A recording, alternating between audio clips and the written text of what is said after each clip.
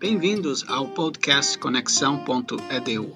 Nosso objetivo é conversar com professores e alunos que moram, estudam e trabalham fora do Brasil. Nosso foco é a educação no exterior de uma forma ampla e abrangente, envolvendo não somente dicas de ensino e pesquisa, mas também as experiências pessoais e dificuldades de viver e trabalhar no exterior. Eu me chamo Rodrigo Serrão e sou professor de Sociologia do Hope College, que fica no estado americano de Michigan. No episódio de hoje, conversaremos com Michele Ângelo Rocha. Michele nasceu em Brasília e em 2010 migrou para os Estados Unidos como Au Pair, um programa de intercâmbio para trabalhar como babá, com o objetivo de aprender inglês. Atualmente, Michele é doutoranda no curso de Gestão Educacional e Políticas Públicas na Universidade do Sul da Flórida. Michele concluiu seu mestrado em Estudos da América Latina e do Caribe, com foco em Direitos Humanos e Sociologia. Ela é formada em jornalismo pela Universidade Católica de Brasília. Michele também é co-editora do livro Making a Spectacle: Examining Curriculum and Pedagogy as Recovery from Political Trauma. Ela é host do canal no YouTube chamado Nossas Histórias, onde ela entrevista pesquisadores e ativistas sociais da América Latina e nos Estados Unidos sobre o seu trabalho com justiça social, educação e ativismo comunitário.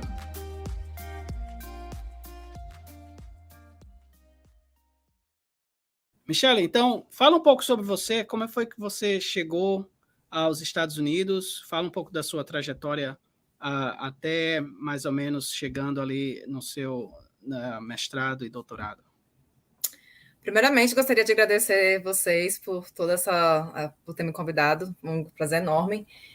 Então, em 2008, eu terminei meu curso de jornalismo em Brasília, sou de Brasília, e durante 2 anos eu estava trabalhando já na área de comunicação, mas alguma coisa dentro de mim, eu queria conhecer o mundo antes de eu ter uma vida mais estabilizada, e meu sonho era poder falar uma outra língua. Então, eu trabalhava como produtora também cultural, e um dos meus problemas é que eu tinha que ter inglês. E aí eu descobri o programa de Au Pair, que é um programa para meninas, e meninos também, até 18 anos, onde você, de 18 a 25 anos, onde você pode morar numa família americana, numa casa de uma família americana, também tem outros países, onde você vai, e você vai lá, você vai ter um visto específico, que é o J1, e aí você... É um programa muito acessível, porque a família americana paga para você vir pro... Primeiro você tem que você tem que passar num teste, você tem que criar um profile com pictures, com fotos mostrando para as pessoas que você tem conhecimento de como cuidar de crianças. E como eu não sabia inglês, nada, então essa é a única chance. E como assim, eu estava começando a minha vida, então eu não tinha muito dinheiro, eu não tinha dinheiro. Na verdade, eu vim para os Estados Unidos com $100, $200 no meu bolso. Então, eu fui e me inscrevi no programa de Au Pair, fiz um teste, não sabia de inglês, eu lembro que eu estudei, eu dormia ouvindo áudios em inglês e traduzindo para o português, para eu ter o vocabulário para fazer o teste, porque eu praticamente não sabia nada de inglês. E aí, a família americana paga para você, se essa família gostar de você, eles pagam o seu voo, você vai estar na casa deles, você tem que trabalhar 40, 45 horas semanais, você recebe pouco dinheiro, tipo uns $200 por semana, que não é nada, praticamente, mas pelo menos você não tem nenhum gasto com comida, você não tem gasto com... Às vezes a família pode te dar um carro, deixar você usar o carro deles, então eu tinha um lugar para morar, e eu trabalhava 8 horas por dia cuidando de crianças, mas foi uma forma que eu encontrei de poder viajar nos Estados Unidos, de poder mochilar, porque era uma coisa que eu queria explorar o mundo, mas ao mesmo tempo trabalhar e juntar um pouquinho de dinheiro, e a família também tinha que pagar $500 de um curso de educação continuada para Au Pair. Então, a minha família americana, eu lembro que uma família americana tinha 4 crianças, a primeira família que me entrevistou, e a segunda família é a família que até hoje eu moro com eles. Tem 11 anos que eu estou nos Estados Unidos, eu vim para os Estados Unidos em 2010, e a minha kid, né, que eu falo, eu vim cuidar dela, ela tinha 6 anos de idade, e hoje ela tem 18, E hoje a gente praticamente, a gente é irmãs, a minha família americana é maravilhosa, elas são duas mulheres, elas são casadas, e elas cuidam de mim como se eu fosse mesmo a filha delas. Me motivaram a fazer meu doutorado, meu mestrado. Então, eu acho que é uma experiência incrível para quem não tem dinheiro para poder viajar. Não é fácil, porque você vem para os Estados Unidos para trabalhar como babá. Então, eu passei por várias crises pessoais, porque no Brasil eu era uma jornalista e vim para cá para ser babá, você não é ninguém, ainda mais se não sabe falar a língua. Então, você tem que ficar bem com, tipo, não sendo ninguém, porque é praticamente isso que você sente, é o que eu sentia, mas eu acredito muito que esses anos que eu passei trabalhando como au pair, como babá, fez onde eu estou hoje, que é fazendo meu doutorado, terminei o mestrado, mas eu tive que passar por isso primeiro, então caso as pessoas que estão assistindo esse vídeo, vai procurar o Au Pair Program, que é Au Pair Program, que é um programa muito acessível para quem não tem condições, mas ao mesmo tempo você tem que ter muito objetivo, assim, eu quero ir para os Estados Unidos para trabalhar, eu vou estar indo para trabalhar, eu não tenho muito tempo, eu não estou fazendo nenhum dinheiro, mas eu vou poder viajar, explorar, conhecer. Então, eu acho que foi uma experiência incrível que eu acho que muitos jovens deveria fazer também. Então, mais ou menos assim como eu cheguei nos Estados Unidos. Deixa eu te fazer uma pergunta. Você comentou aí que você precisou se preparar, aprender inglês, né, para fazer o teste. Esse teste era um teste de proficiência da língua ou é um desses testes que se usa na academia para entrar em uma universidade? Não. IELTS, não, qual que era esse teste? Esse teste é para você cuidar da família, porque esse programa é especialmente para trabalho, para você trabalhar como babá. Então, a família que vai te entrevistar. A minha família americana, ela me ligou para me entrevistar. Então, imagine, na primeira vez que eles me ligaram, eu não consegui entender nada. E aí eles falaram, tudo bem, tudo bem. Eles foram me mandar um e-mail com as perguntas. E aí eu usei o Google Translator. E aí elas falaram, gente, essa menina tem um inglês maravilhoso, mas quando elas foram me entrevistar, eu não entendia nada. E aí, na primeira vez que elas tentaram me entrevistar, na segunda vez, meu amigo estava comigo para traduzir, porque eu não entendia. Então, esse teste é especificamente para você poder se comunicar com a família. Entendi. Então, TOEFL, nesse programa, TOEFL, essas coisas é fora de cogitação para mim, porque $500 não é nada. Então, você vai fazer um curso simples na universidade, mas esse objetivo desse programa é para você trabalhar, Deixa eu fazer uma pergunta aqui, porque me parece que a sua história ela não é típica das au pairs, né? Você Não. chegar como babá e agora está terminando seu doutorado. Eu acho que, ainda que seja um sonho de muita gente, não é a realidade para muitos. Isso. Né? Então, como é que foi essa sua transição de au pair para chegar na academia? Quando você passa por esse programa, eu já tinha uma idade um pouco mais avançada, eu tinha 24 anos, então eu sabia que meu foco, eu vim para os Estados Unidos não para brincar, eu vim para estudar, mas eu não tinha condição suficiente para poder pagar sozinha, então eu usei isso para poder estar onde eu estou hoje. Então, o que eu fiz? Durante essa experiência, desses anos que eu passei sendo au pair, eu conheci várias pessoas de vários países que vieram com o mesmo intuito que o meu, que era trabalhar na casa da família americana. Mas muitas vezes você deixa se levar com... Eu tive que falar, meu foco é estudar, então eu estou aqui para estudar, então eu fiz de tudo que eu podia para ser uma au pair perfeita para minha família americana, porque eu sabia que se eu fosse uma au pair que me dedicasse, eles poderiam me ajudar.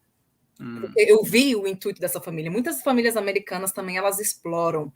Então, eu conheci vários casos também de meninas que foram exploradas muito, muito, muito, muito mesmo. Então, no meu caso, eu tive uma história única, mas eu me dediquei muito com várias coisas, por exemplo.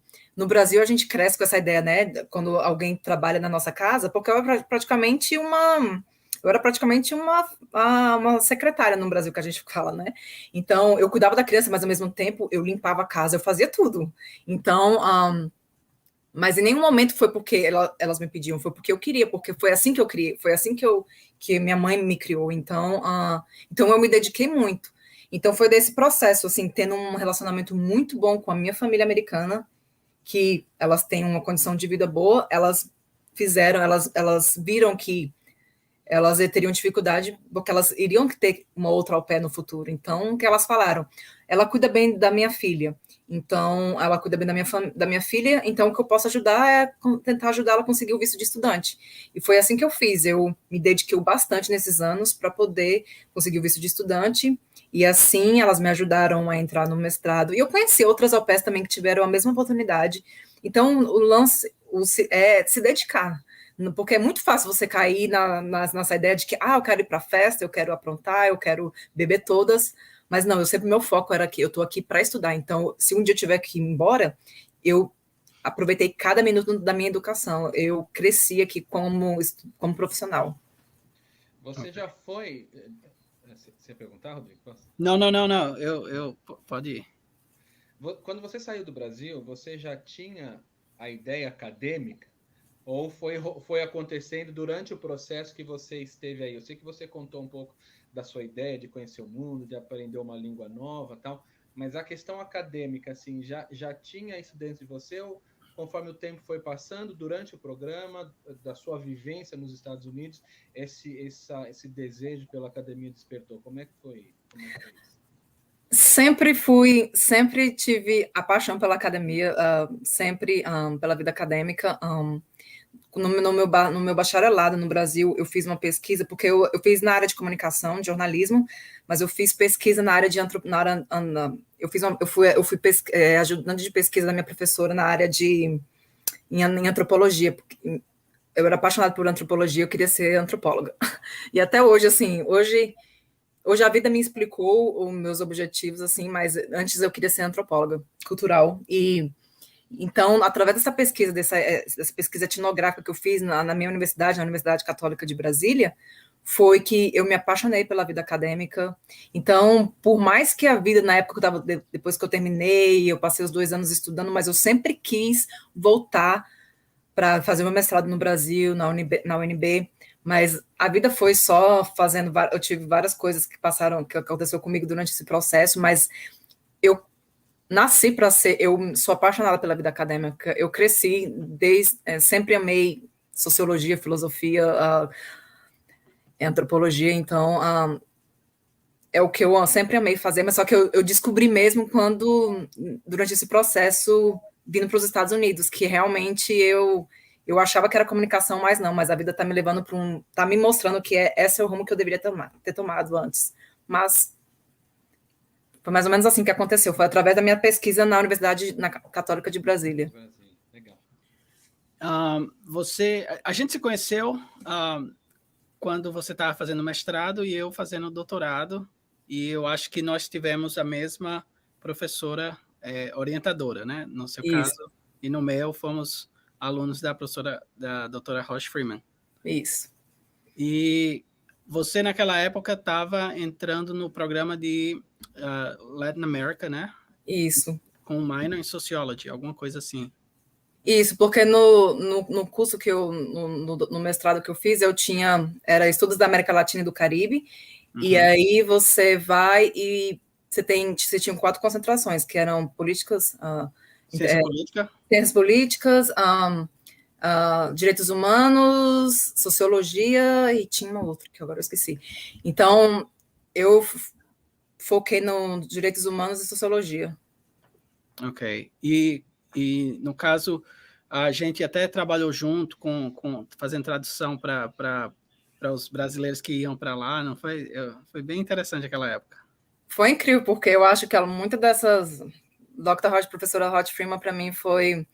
Muita coisa que eu faço hoje, ela me inspirou muito, e a forma como eu vejo minha pesquisa hoje, conectado com o racismo, muitas coisas que eu faço hoje.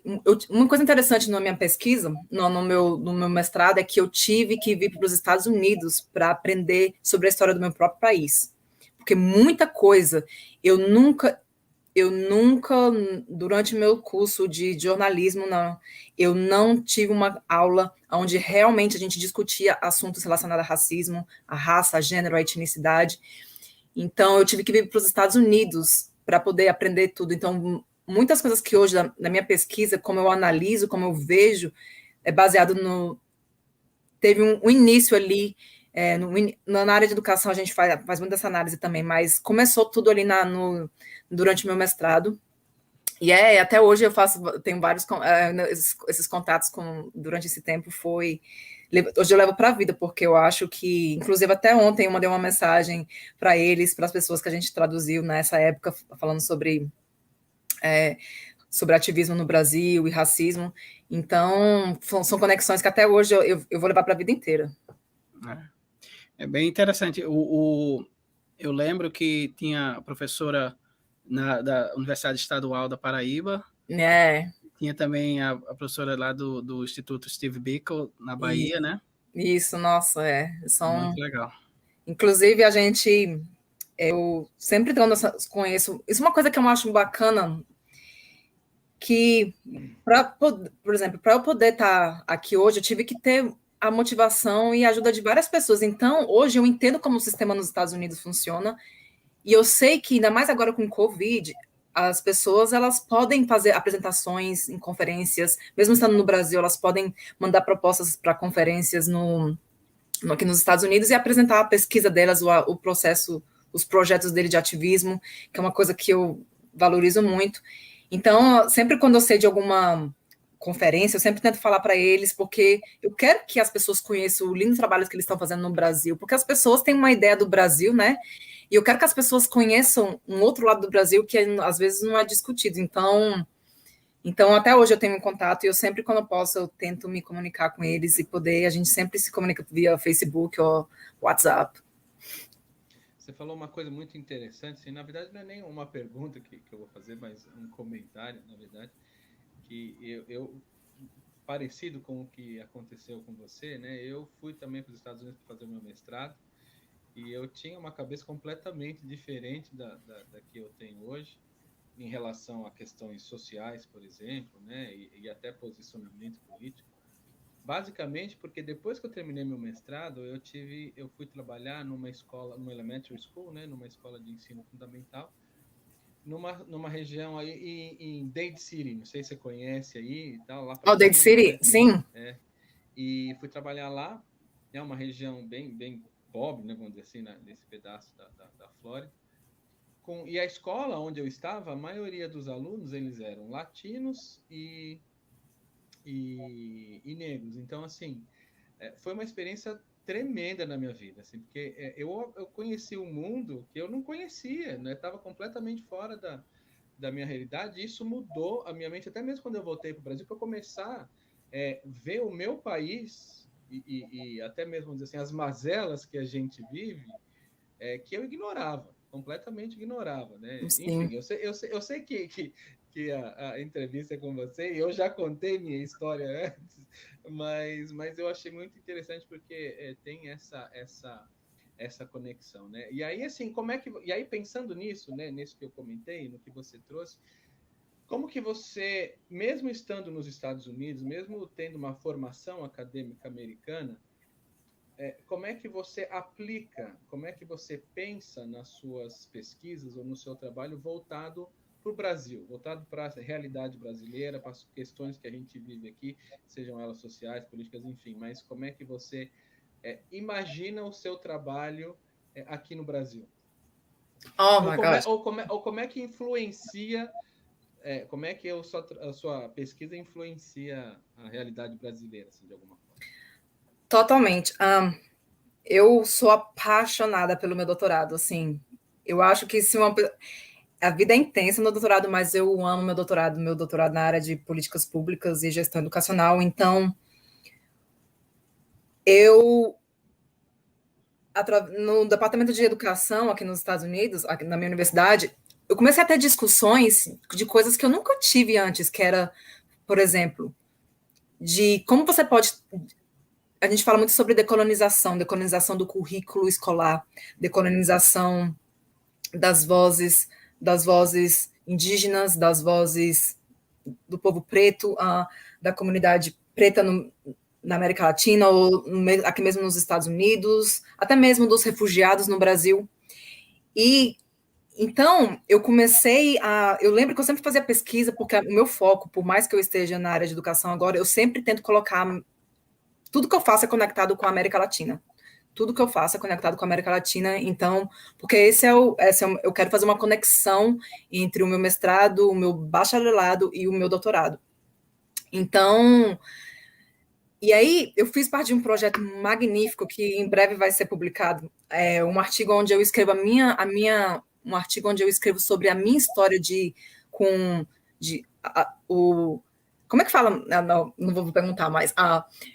Como que é o racismo no Brasil através da minha experiência, como é que foi o meu processo aprendendo sobre racismo no Brasil, e é onde eu analisei a minha própria experiência desde criança, e é onde eu só podia escrever, eu só podia analisar, escrever autores, as minhas referências, todas tiveram que ser autores brasileiros ou latinos-americanos, indígenas ou negros. Então, eu tive que aprender sobre o meu próprio país. Então, aí você começa a analisar sobre como que você vai para o currículo brasileiro. E aí eu nunca tive aulas sobre escritores brasileiros, negros, indígenas. Eu tive que estar num nível de doutorado para poder fazer um trabalho onde eu tive que me analisar as minhas próprias experiências no meu próprio país e aprender sobre os próprios autores do meu país, que eu nunca tive contato. Aí você começa essa ideia de decolonização do currículo escolar. Aí eu conheci, por exemplo, um grupo de indígenas que são cineastas no Brasil, no Mato Grosso. E aí, o que eu fiz?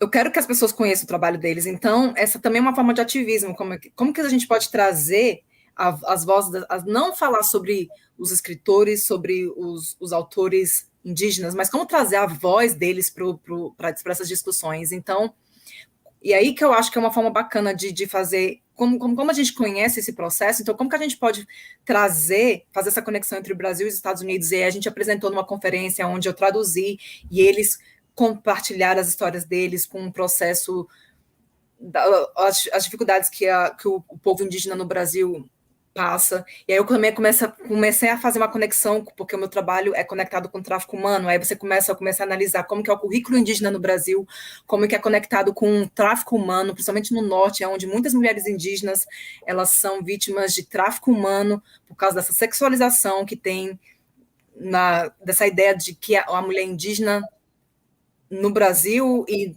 principalmente no Brasil, aí você começa a fazer toda uma conexão, e como que aí você começa a conectar com imigração, aí você vai, porque muitos indígenas venezuelanos estão vindo para o Brasil, aí você começa a pensar, como é que é o currículo no Brasil? Será que as escolas no Brasil estão preparadas para ajudar essas crianças, as crianças venezuelanas, as crianças indígenas venezuelanas que estão vindo para o Brasil? Então, tudo que eu faço hoje, eu sempre tento colocar o Brasil, e a partir do momento, a forma como eu cito, por exemplo, os meus autores, eu começo a analisar, em vez de trazer escritores que já são conhecidos, porque como que eu posso trazer os autores do meu país, no meu trabalho? Em um momento aí você começa a decolonizar o currículo, a academia, até a forma como você faz pesquisa, né? Então, é mais ou menos isso, como é que eu faço conexão com o Brasil. Então... E, por exemplo, durante o Covid no Brasil existiu... Se eu estiver falando demais, vocês me falam. Não pode falar. Você que vai falar hoje, nós estamos só te ouvindo. Durante o Covid, eu descobri vários cursos maravilhosos no Brasil sobre autores que eu já acabei de falar, autores negras brasileiras, mas também muitos cursos no Brasil, porque minha área de pesquisa é na área de imigração. Então, eu conheci vários cursos maravilhosos na Universidade Federal da Bahia, vários cursos maravilhosos sobre imigração. Por exemplo, agora eu estou fazendo um curso de 12 semanas de como ser uma intérprete comunitária para ajudar refugiados. Isso tudo é de graça, então... Eu estou conhecendo, através do Covid, conhecendo esses escritores, conhecendo esses pesquisadores maravilhosos, e como que eu posso trazer eles para fazer essa entrevista, por exemplo, no canal do YouTube. Isso tudo é conexão que eu estou fazendo conexão. Então, porque é isso que eu quero fazer uma conexão entre o Brasil e a América Latina.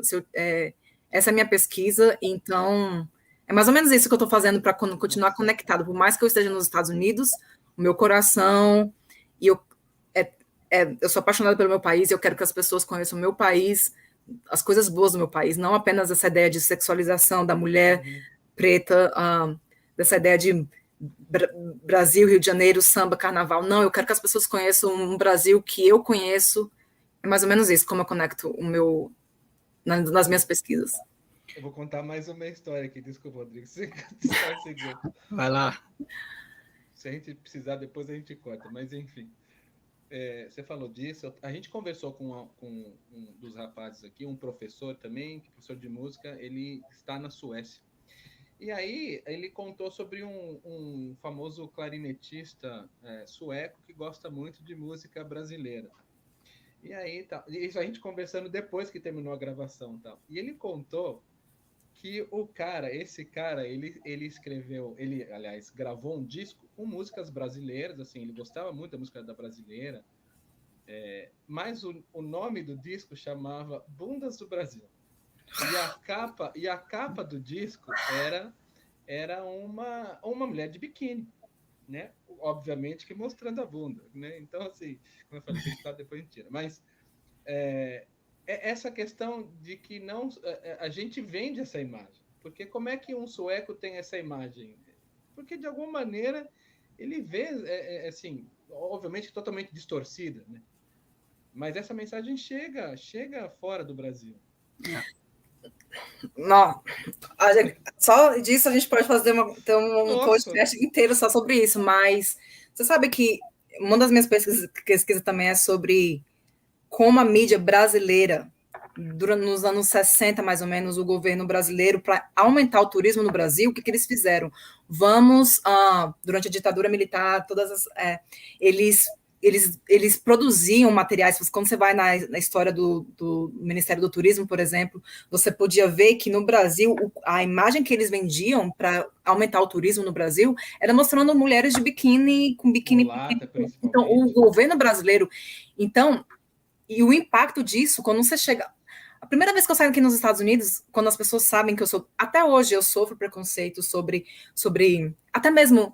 Outra coisa, quando a última vez que eu fui para o Brasil, eu estava no Rio de Janeiro e eu lembro que eu estava nesse hotel e eu estava com minha roupa colorida, como que eu amo me vestir, e eles não deixaram eu subir ir para o meu próprio quarto, porque eles achavam... Isso eu estava no meu país.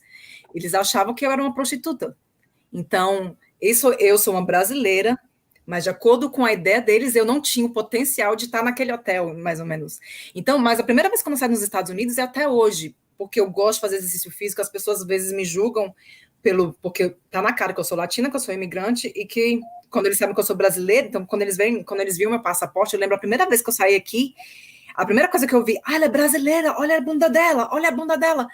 Várias vezes eu, até hoje as pessoas, às vezes eu vejo isso. Então, por isso que uma coisa que eu tenho muito na minha cabeça é por isso que eu tento me dedicar ao máximo, porque eu quero que as pessoas me olhem, não que eu ligo porque as pessoas pensam, mas é tanto racismo quando você vê que ela é latina, ela é mulher de cor, ela é brasileira, e todos os estereótipos começou no Brasil, e até hoje impacta a minha vida aqui nos Estados Unidos. Então, eu concordo plenamente com você. Essa é a imagem que é vendida, e até hoje as pessoas só chegam para mim para falar sobre o Brasil, sobre mulher com biquíni e praia e futebol, e isso me deixa irritadíssima. Michele, então, já que a gente está nesse tópico, eu vou trazer aqui a minha pergunta também nesse sentido, porque você está agora na universidade, então você está, independente desses estereótipos, você está encontrando o seu lugar na academia e está criando o seu espaço. Porém, historicamente, a gente sabe que a universidade é espaço de pessoas brancas, né? A gente tem democratizado isso, com certeza, os Estados Unidos, muito mais que o Brasil, mas ainda é um espaço onde pessoas de cor, como, né, aqui nos Estados Unidos, têm mais dificuldade de acesso, ou mesmo de, talvez, não necessariamente chegar a ser aluno, tal, mas a continuar galgando e chegar a ser professor e depois administração e tudo mais. Me conta se você, na sua experiência até hoje, quais foram os percalços nesse sentido de você ter que lutar e conseguir estabelecer a presença sem, eu não diria 100% livre de estereótipos, mas pelo menos buscando se impor e buscando respeito diante dentro da academia. Como é que foi sua experiência até então? Eu acho que é um processo. Quando eu estava fazendo meu doutorado, meu mestrado, ainda estava aprendendo inglês, eu estava começando, eu era muito insegura. Só que eu acho que tudo começou com, por exemplo, no mestrado, por exemplo, com a professora Dr. Hot Freeman, eu trabalhei como pesquisadora assistente e eu comecei a ver como o sistema funciona. No início era um pouco...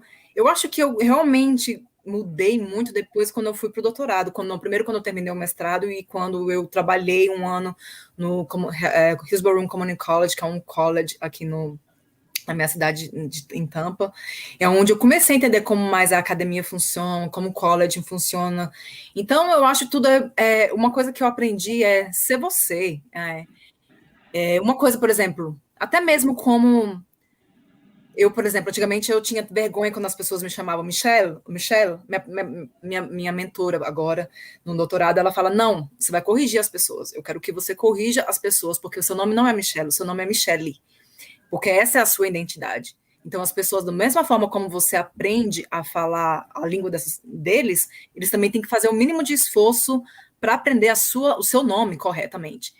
Então, a partir daí, eu não quero corrigir ninguém, porque sempre você tem essa coisa na cabeça, eu sou uma imigrante, eu sou uma mulher de cor, eu não sou daqui, imigração, tudo mais. Só que eu acho que com os mentores que eu tive na minha vida durante esse processo na vida acadêmica, eles mostraram que eu não preciso ser quem eu não sou.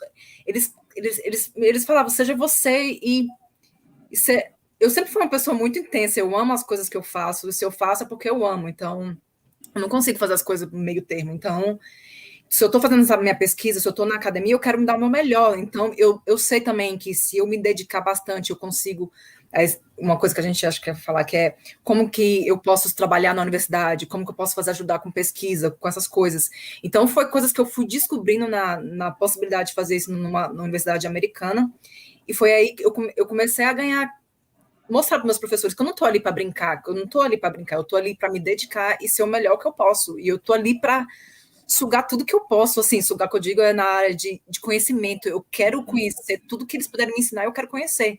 Então, às vezes, até hoje eu peco por isso, porque tudo que eles falam, Michelle, você quer fazer isso? Sim, às vezes como fala a gente, né, eu faço, às vezes eu deveria aprender a falar não, porque eu sei que às vezes eu causo muito, eu acabo ficando estressada às vezes, mas eu quero aproveitar cada oportunidade, porque eu sei que se eles estão me falando que por mais que eu não veja que eu tenho esse potencial, que às vezes eu me critico às vezes demais, mas foi aceitando convites e quebrando mesmo a cara, falando errado, não tenha vergonha, vai e fala, e foi assim que eu comecei a criar, as pessoas foram me conhecendo. Então, hoje, às vezes, as pessoas falam, a Michelle, ela fala demais. Só que essa sou eu, essa é a minha identidade. Em nenhum momento eu tive que mudar quem eu sou para poder... Sim, eu tive que ser muito séria no meu trabalho e me dedicar bastante. E eu acho que a partir disso as coisas foram acontecendo. E foi quebrando o meu medo de quebrar, né, essa ideia de que às vezes eu ainda tenho, eu não sou daqui, eu tenho um sotaque muito forte, eu às vezes ainda falo errado, eu nunca vou ser como uma americana que tem um inglês perfeito. Essas são críticas que a gente faz o tempo inteiro, só que a gente tem que quebrar isso e se dedicar mesmo e dar a cara, quebrar, que fale errado, que te julguem, mas pelo menos você tentou. E foi quebrando a cara e passando vergonha que eu faço as coisas que eu faço hoje. Depois disso, eu não sinto mais vergonha de nada. eu quero te fazer uma pergunta, assim, sobre... você foi, né, para trabalhar, e aí você trabalhou com uma família americana, então você teve muito envolvimento desde o seu princípio com a família americana e aí com a comunidade americana em si. Nesse tempo, como é que você se chegou a brasileiro? Se é que você chegou assim, como é que você conviveu com os brasileiros? Como é que você descobriu brasileiros nesse período em que você trabalhava como babá? Depois, assim, como é que foi, né, estudando, trabalhando, mais indo para a área da academia? Qual é o seu envolvimento? Como é seu envolvimento com a comunidade brasileira onde você chegou ou em Tampa hoje, por exemplo? É engraçado porque eu, no início, como eu vim para cá sem saber falar nada de inglês, no meu primeiro ano, minha melhor amiga era brasileira. Desculpa me interromper. Você foi para onde para trabalhar como babá? Em Tampa, na Flórida. Você já foi direto para Tampa, já? Primeiro eu fiz um treinamento de 3 dias em Nova York, depois eu fui para Tampa direto, trabalhar. Cheguei no domingo, na segunda eu já estava trabalhando. Até hoje. Até hoje está em Tampa. Até hoje eu estou em Tampa. Então, desculpa te interromper, pode voltar para a sua pergunta. E aí, no meu primeiro ano, eu lembro que a minha melhor amiga ela era brasileira, então, para mim, era conveniente, porque tudo que eu precisava me comunicar, eu ligava para ela e a gente conversava. Se eu precisava me expressar, então, eu notei que eu estava ficando meio que preguiçosa. Então, eu coloquei uma regra que eu ia tentar ao máximo de não falar português. E eu sei que hoje eu sou crítica com isso, porque as coisas que eu estudo hoje, porque na minha cabeça eu achava que eu tinha que parar de falar português para poder aprender a falar inglês. E hoje eu critico a minha ação porque minha pesquisa é conectada com isso, porque essa é uma forma de colonização, esse pensamento, eu tenho que parar de falar com a minha comunidade para poder aprender a ter um português perfeito. E hoje eu faço várias conexões mas nos meus 4 primeiros anos eu praticamente não tinha amigo, eu tinha vários au pairs brasileiras, onde elas foram minhas amigas, só que eu não tive muito contato, além das minhas amigas au pairs, eu não tive muito contato. Aí quando eu cheguei na USF, eu comecei a ter mais contato. Na minha aula de inglês eu também tinha contatos, mas eu realmente tinha mais amigos internacionais. E aí, na universidade, no USF, durante o mestrado, eu estava estudando estudos da América Latina, então eu conheci alguns brasileiros, conheci o Rodrigo, só que no doutorado eu conheci o BRASA, que é uma associação de estudantes brasileiros, não que tem na minha universidade, mas também tem várias universidades em vários países. E eles dão curso de graça para você. Então eu comecei a fazer cursos, eu tive um mentor, que foi um deputado no Brasil, que ele foi meu mentor, através do Brasil, eu fiz aula de como investir na Bolsa de Valores. Então, a partir disso, mas só que no início eu tinha essa ideia na minha cabeça, que eu tive que parar de falar português para poder aprender a falar inglês. E hoje eu critico totalmente a minha ação, porque é conectada. Hoje eu critico, mas eu não tinha aquele conhecimento. E, inclusive, até hoje isso afeta um pouco meu português, porque eu vejo que hoje eu, às vezes, tenho dificuldade de, às vezes, me expressar em português. Mas foi mais ou menos isso. Por alguns anos, meus amigos eram mais de outros países do que brasileiros, mas hoje minha conexão com o Brasil, aqui nos Estados Unidos, crescendo mais através do Brasa, até mesmo, acho que com o Covid eu fiz mais conexões com vários pesquisadores no Brasil, mas é mais ou menos isso, mais ou menos essa minha história. Então, no caso, a comunidade de imigrantes, você não tem muito acesso a elas aí. É mais na academia. Mais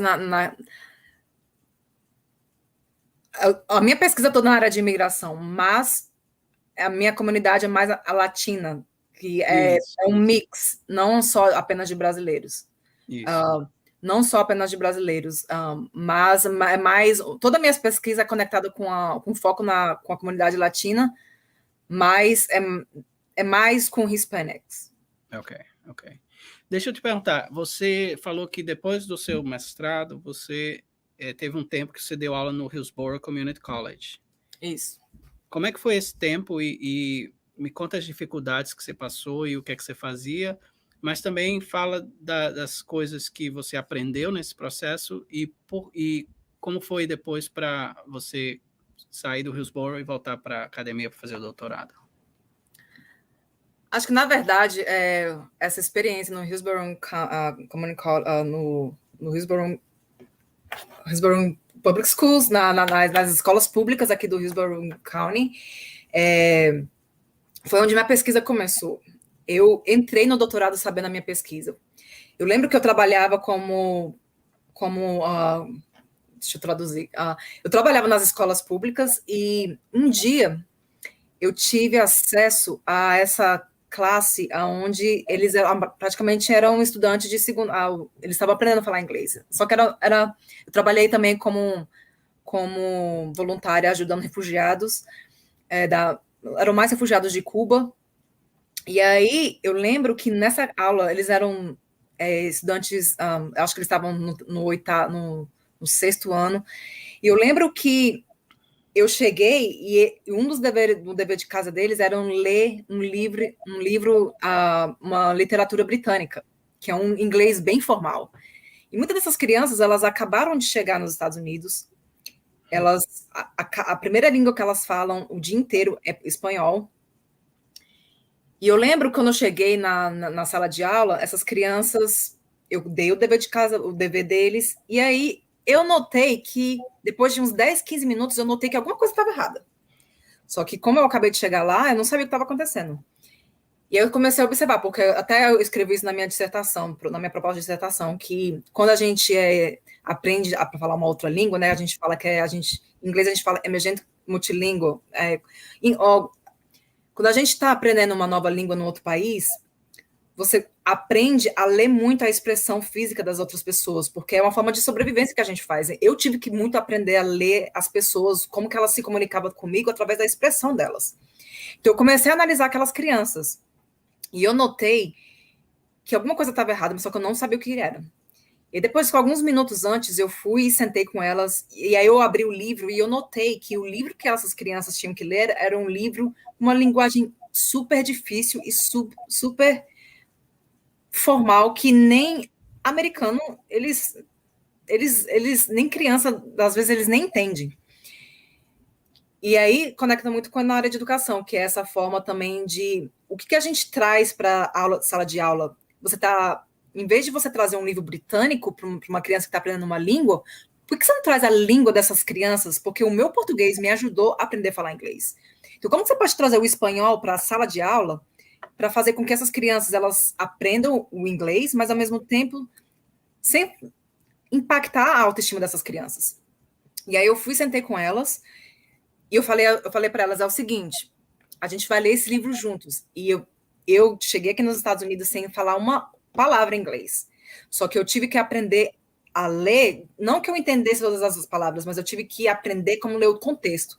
E eu sentei com eles, e eu lembro que essas crianças, elas falavam, tia, professora, eu acabei de chegar aqui nos Estados Unidos, eu sou um refugiado, e eu não consigo ler, eu tô com vergonha, eu não sei ler. Essas crianças, elas estavam com a autoestima tão baixa, tão baixa. E eu sentei com elas em círculo, e eu falei, cada um de vocês vão ler um parágrafo. E ela, não, teacher, I don't want to read, eu não quero ler. Você vai ler, mas ninguém está aqui para te julgar. A gente vai ler o livro juntos e a gente vai aprender juntos. E eu lembro que eles começaram a ler. A primeira vez que eles leram o parágrafo, eles leram com a voz bem baixa. Na segunda vez, que a gente foi se ajudando ali, né? Na segunda vez, a voz deles estava mais... Eu notava que eles estavam mais confiantes na leitura deles. Na terceira vez, eu senti que era um estudante diferente que estava lendo aquilo, porque era um estudante, uma criança que teve vários traumas políticos, que passou por refúgio, que passou por vários problemas para estar ali naquele lugar, naquela sala de aula agora. Só que eu fiz essa criança, não que eu fiz, foi respeitando os limites dessas crianças e falando assim, tudo bem, a gente vai aprender junto, sem essa autoridade entre professor e estudante, mas como a gente pode sentar junto para aprender junto? E no final da aula, essas crianças sentaram comigo e falaram, professora, como é que eu faço para aprender a falar inglês? E foi a partir daí que a minha dissertação que eu minha dissertação surgiu, onde eu analiso como que a gente precisa trazer, principalmente quando você está trabalhando com crianças que têm traumas políticos, que são refugiadas, que são estudantes internacionais, ou até mesmo vítimas de tráfico humano. Como que a gente pode trazer a cultura dessas crianças para a sala de aula? E foi aí, a partir daí, que a minha pesquisa surgiu. E eu fiz outras pesquisas também com crianças, onde elas expressavam comigo as histórias delas através de artes, e aí elas me contam como que o sistema político, o sistema educacional americano impacta as emoções dela. Então, toda a minha experiência, toda a minha pesquisa foi a partir desse meu contato na sala de aula com os estudantes migrantes aqui nos Estados Unidos. No caso, você tinha o seu principal trabalho no Hillsborough Community College era dando aulas às crianças de refugiados? Não, no Community College eu trabalhava mais na área administrativa, mas eu fazia dois. Eu estava trabalhando no Community College, onde eu era coordenadora de eventos. Mas eu também tinha o outro emprego, eu tinha 2 empregos, que era como professora nas escolas públicas, no ensino básico ao ensino médio. Ah, então, entendi. Então igual como o Wesley fez também. No caso, ele deu aula no Dade City e você deu aula no Hillsborough. Isso. Isso. Escolas públicas do Hillsborough, do condado de Hillsborough. Isso. Ok. Vai lá, Wesley. Você até fez um pequeno comentário aí, e eu li na sua biografia, e eu queria explorar um pouco essa sua questão de arte, né?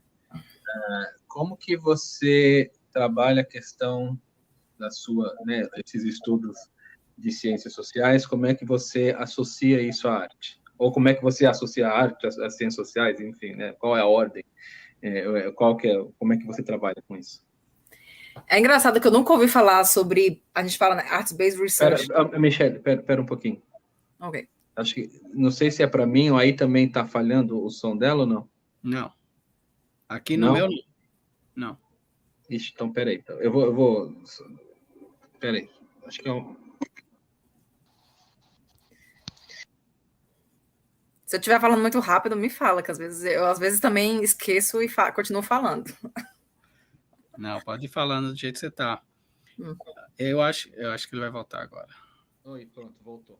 Tá ouvindo? Tô ouvindo agora. Tá ouvindo?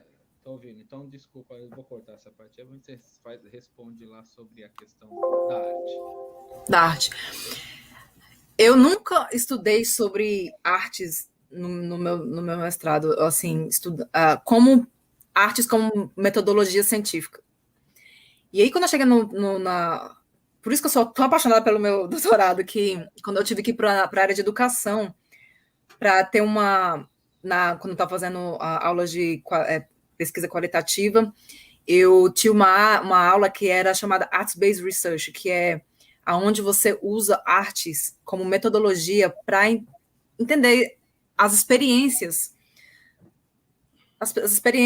das pessoas, de crianças, da comunidade, através de pintura, através do hip hop, através do... Por exemplo, é uma coisa por isso que eu sou tão apaixonada por essa coisa de decolonização, porque você precisa trazer a cultura dessas crianças, trazer a cultura oral, você valoriza a oralidade, você valoriza a cultura tradicional dessas comunidades. Então, porque quando você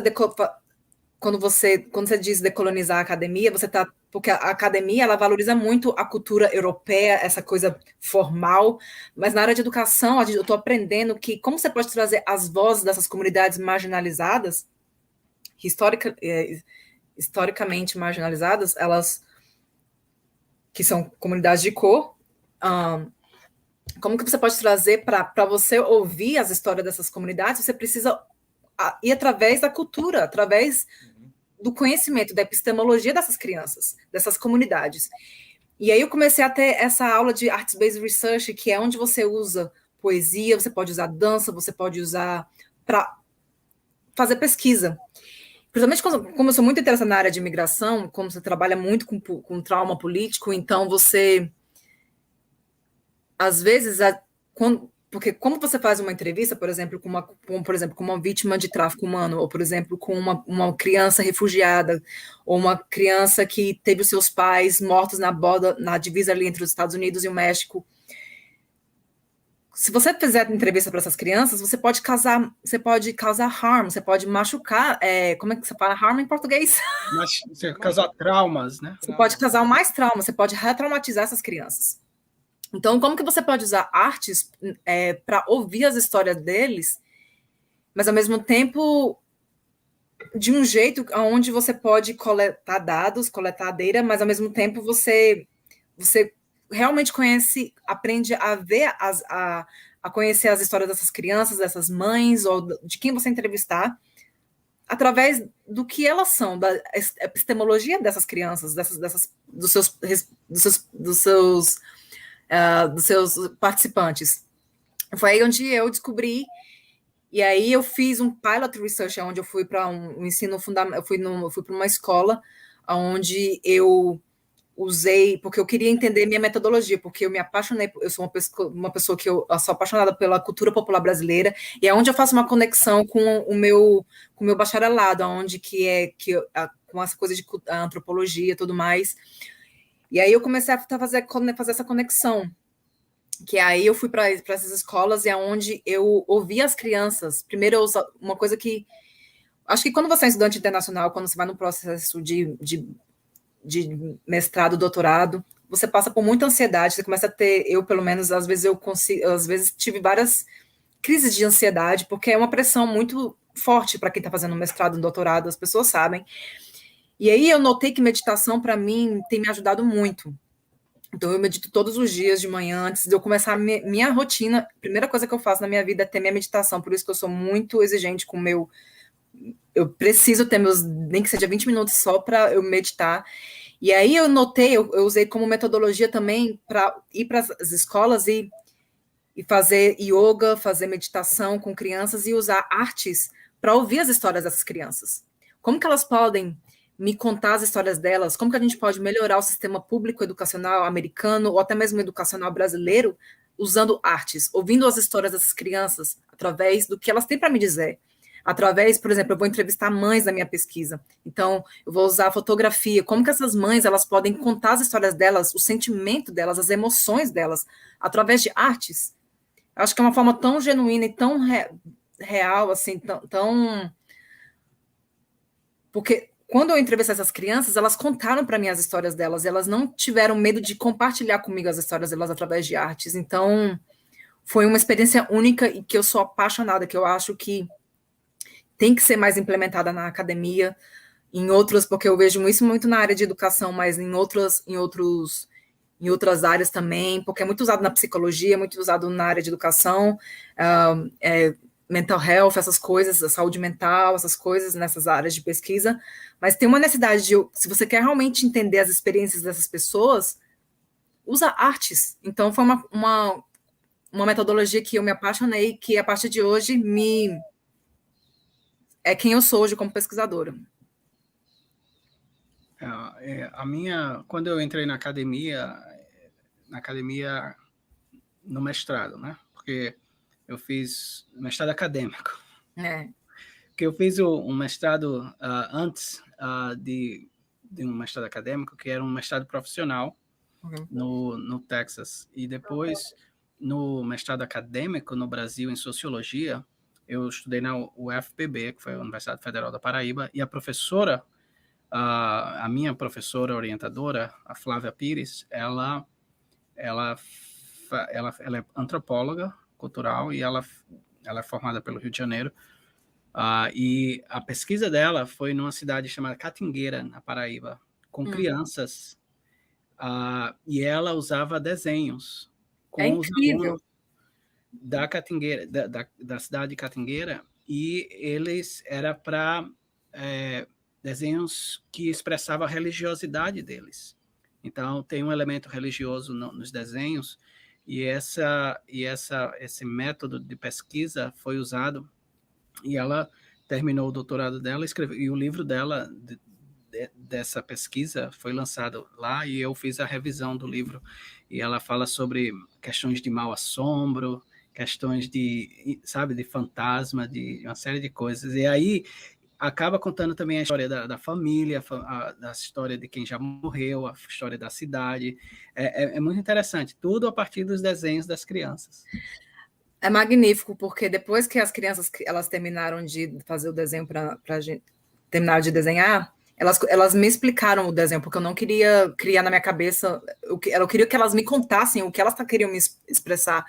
Uhum. Crianças de 8 anos, imagine uma criança de 8 anos, de 10 anos, ela dizia para mim, eu me acho feia, porque eu tenho traços mexicanos. Eu tenho vergonha de ser uma tradutora para minha mãe. Eu tenho vergonha de ser bilíngue. Eu tenho vergonha de quem eu sou porque eu sou mexicana. Imagina essa criança me dizendo, eu tive que colocar meus sapatos de adulta com 7 anos de idade para proteger os meus pais, que são undocumentados aqui nesse país, porque eu tive que proteger eles, porque eu sou a única criança, eu sou a única pessoa da minha casa que sabe falar inglês.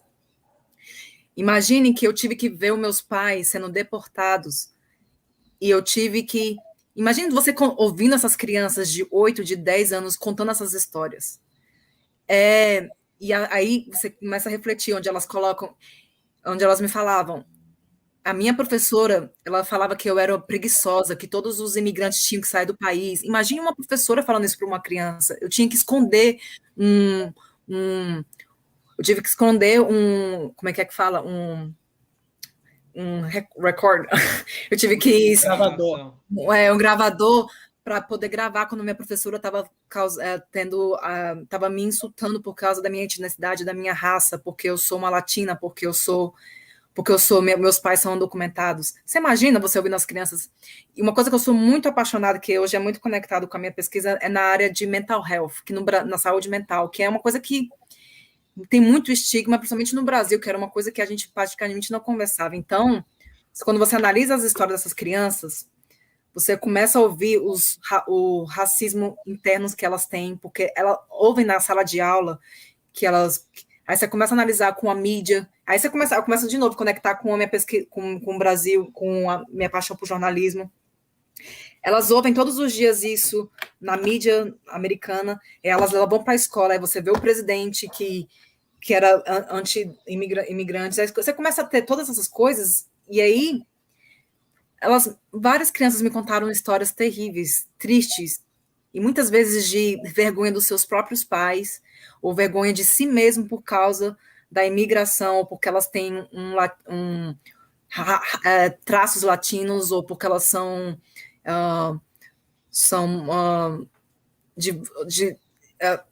de outros países. Então, eu acho que é magnífico também quando você está trabalhando com emoções e trabalhando com saúde mental, com ansiedade, com autoestima de crianças, e acho que é uma pesquisa, acho que é magnífico, não porque eu sou apaixonada, mas eu acho que você pode chegar e conhecer as histórias dessas crianças através de artes. E de mães, que é a minha pesquisa agora, que é onde eu ouvi as histórias de mães de agricultoras, contando um pouco das experiências delas, tentando ajudar as filhas delas, os filhos deles, a aprender a falar uma língua que elas também estão tentando aprender. Imagine, aí você começa o racismo relacionado à migração, todas essas coisas. Eu acho que as pessoas têm que conhecerem mais Arts-Based Research. Lê lá, Arts-Based Research. Legal. Então, vamos perguntar sobre a sugestão? Mas antes de fazer essa pergunta, Wesley, você tem mais alguma pergunta? Não. Em relação... Ok. Então, a gente, como eu expliquei, no final, a gente pede para você fazer uma sugestão. Essa sugestão pode ser qualquer coisa, literalmente qualquer coisa. Então, eu vou deixar você aí sugerir aí o que você quer para quem está assistindo, quem está ouvindo. Ok. Eu tenho 2 sugestões, pode ser? Pode. Uma autora, que é uma autora mexicana, que ela em inglês eu tenho, que é a Glória Alzandua, que é Borderland La Fronteira. Glória Alzandua, quando eu li esse livro, eu achava que era a minha história dentro desse livro, porque é onde ela conta um pouco das dificuldades. Ela procura Glória Alzandua e ela conta um pouco da experiência como mestiça, como ela mexicana, mas ao mesmo tempo americana, e ela conta esse conflito que ela sente nessa né, ela fala lá a fronteira, esse conflito existencial que existe quando você, por exemplo, eu sou brasileira, mas ao mesmo tempo nos Estados Unidos tem 11 anos, e ela conta um pouco ela conta sobre todas essas, sobre racismo, ela conta sobre a identidade dela, sobre a identidade dela como mexicana, mas também como indígena, é um livro magnífico que eu sou apaixonada por essa escritora, e ela é a queer, a escritora, ela é uma pesquisadora que eu acho que, se você quer entender um pouco dos conflitos que existem para quem mora, para quem é um imigrante, você lê o livro dela, que eu acho que ela tem muito para te ensinar, que você aprende muito sobre racismo, você aprende muito sobre identidade, você aprende muito sobre sexualidade, você aprende sobre várias outras. Eu acho que é um livro muito, muito intenso.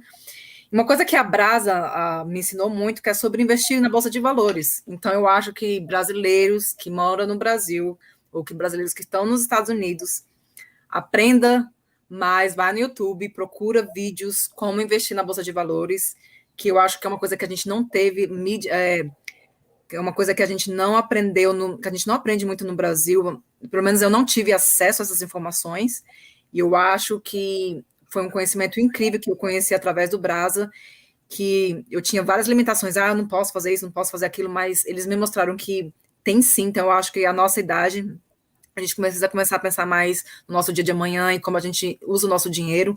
Eu acho que principalmente mulheres, eu acho que a gente tem que aprender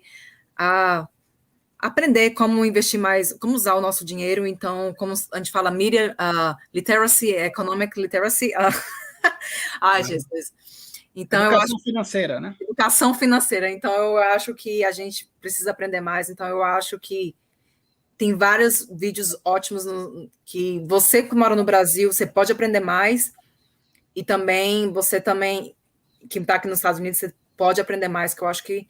E outra coisa que eu quero dizer, hoje eu estou nos Estados Unidos fazendo meu doutorado, e desde o meu segundo semestre do meu doutorado, que eu trabalho na minha universidade, então eu acho que se você que está assistindo esse vídeo tem vontade de fazer um mestrado, um doutorado nos Estados Unidos, eu acho que aqui nos Estados Unidos tem várias oportunidades que as pessoas não conhecem, principalmente como pesquisadores, principalmente na área de mestrado e doutorado, onde você pode trabalhar na universidade, porque nós, como estudantes internacionais, a gente paga 3 vezes mais caro, mas quando você trabalha na universidade, muitas vezes a universidade pode pagar a sua universidade. Então, desde o meu segundo semestre, minha universidade pagou 80% da minha mensalidade. Então, eu acho que... E muitos americanos, eles terminam a universidade bacharelado com muito débito. Então, eu acho que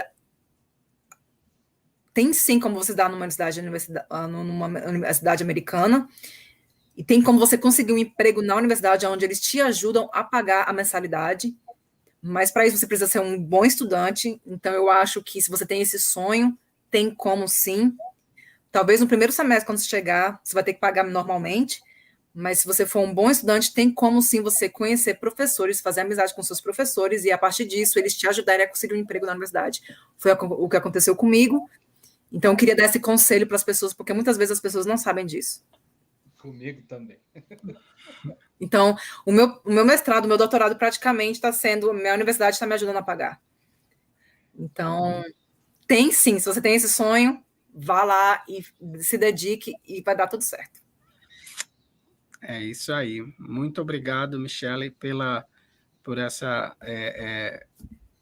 maravilhosa entrevista, por contar sobre a sua experiência e também por falar sobre essa pesquisa tão importante que você está fazendo agora, e nos mantenha atualizados. Eu sei que você agora também já está pensando no mercado de trabalho, né, e como continuar e conseguir um emprego como professora aqui. Então, é um processo atrás do outro, você está chegando lá e eu desejo a você toda a sorte do mundo. E, mais uma vez, obrigado. Obrigada. Obrigada por me convidar. Espero que eu não tenha falado demais. Mas, bom, obrigada de coração e obrigada pela oportunidade. Continue assim, motivando as pessoas no Brasil e até mesmo brasileiros que estão nos Estados Unidos a conhecer um pouco das oportunidades que eles têm aqui. Muitas vezes essas oportunidades são escondidas, as pessoas não sabem, então a gente tem que compartilhar um com o outro e ajudar outros, né? Ajudar as pessoas que estão no nosso país, que têm vontade de apresentar numa universidade americana, fazer essa conexão entre o Brasil, empoderar nosso povo, empoderar. Você sabe como é que faz uma proposta para conferência? Ajuda eles a fazer uma proposta de conferência e traz eles para essa discussão. E é assim que a gente se une e é assim que a gente cresce junto, eu acho. Ótimo. Michelle, obrigado mais uma vez. Então, muito obrigado pelo seu tempo. Obrigada, eu que agradeço. Obrigado mais uma vez a Michelle Ângelo Rocha por participar deste episódio do podcast Conexão.edu. Obrigado também a todos vocês que ouviram nosso bate-papo. Se você gostou desse episódio, se inscreva em nosso canal. Estamos no YouTube e também no Spotify. Compartilhe esse episódio com seus amigos e nos siga nas redes sociais. Nosso endereço no Instagram é @conexão.edu, tudo por escrito. Tchau e vejo vocês no próximo episódio.